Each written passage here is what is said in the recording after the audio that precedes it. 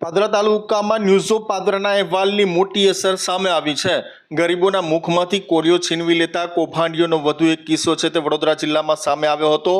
પાદરાના સરકારી અનાજના ગોડાઉનમાંથી ઘઉં, ચોખા અને ચણાનો મોટો જથ્થો ગેરકાયદેસર રીતે બજારમાં સગે વગે કરવાનું કૌભાંડ પોલીસે ઝડપી પાડ્યું હતું।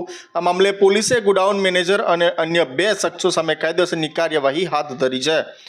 ઘટનાની વિગત એ છે કે કરજણ પોલીસે ચોક્કસ બાતમી મળી હતી કે નેશનલ હાઈવે પર નર્મદા કેનાલની એક આઈસર ગાડીમાં બિલ વગરનો સરકારી અનાજનો જથ્થો પસાર થવાનો છે, જે પોલીસે તાત્કાલિક વોચ ગોઠવીને જે 8 પાર્સિંગની ગાડી રોકીને તપાસ કરતા ડ્રાઈવર કાનાભાઈ મીર પાસેથી કોઈપણ પ્રકારના બિલ મળી આવ્યા ન હતા અને પ્રાથમિક પૂછપરછમાં ડ્રાઈવરે કબૂલાત કરી હતી કે આ જથ્થો પાદરા સરકારી ગોડાઉનમાંથી ભરીને અલગ અલગ વેપારીઓને વેચવા માટે જવાનો હતો।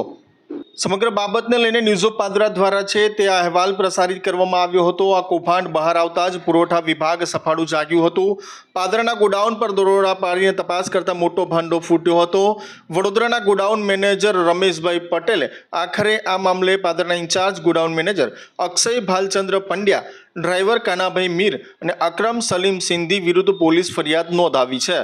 હાલ પોલીસે ત્રણેય આરોપીઓની સામે ગુનો નોંધીને તપાસના ચક્રો ગતિમાન કર્યા છે। તેવામાં જે ગોડાઉન મેનેજર છે અક્ષય પંડ્યા, તેની પણ પોલીસે ધરપકડ કરી લીધી છે। સાથે વાહન ચાલક એટલે કે ડ્રાઈવર, તેની ધરપકડના પોલીસે ચક્રો ગતિમાન કર્યા છે। એટલે ચોક્કસ પ્રમાણે કહી શકાય કે આ મોટા કૌભાંડના જે મુખ્ય આરોપી અક્ષય પંડ્યા, તેની પોલીસે ધરપકડ કરી છે અને હાલ તેના રિમાન્ડ મેળવવા માટેની તજવીજ હાથ ધરવામાં આવી છે।